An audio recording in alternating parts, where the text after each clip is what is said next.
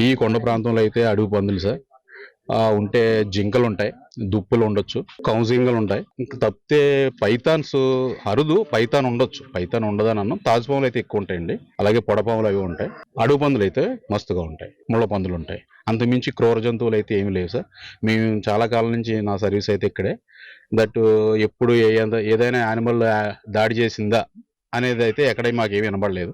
ఈ యానిమల్ ఏదైనా తీసుకెళ్ళి ఉండటం మీద కూడా ఇంకా క్లూ రాలేదు. That it self says that కొంచెం యానిమల్ అయి ఉంటేనే ఇట్లాంటి ఎరాటిక్ బిహేవియర్ ఉంటుంది. మనం ఖచ్చితంగా చెప్పలేని బిహేవియర్ ఉండేది, అక్కడ సడన్ గా ఏదో జరుగుంటే తప్ప.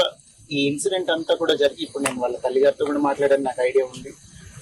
ఆవిడ కూడా ఏం చెప్తున్నారు, భవానీ గారు అట్లనే గణేష్ గారు ఇద్దరు ఏం చెప్తున్నారంటే 30 minutes డ్యూరేషన్ లో జరిగిపోయింది. So it cannot be planned or orchestrated. So ఏదైనా యానిమల్ తీసుకొని వెళ్ళాలి, లేదా పాసర్ బై ఏదైనా చేసి ఉండాలి. ఆ రోజున బాగా వర్షం కూడా పడి, ఈ టెరైన్ లో వర్షం పడితే కొంచెం గ్రావెల్ రోల్ అయి ఉండొచ్చు, ఏదైనా జరిగి ఉండొచ్చు.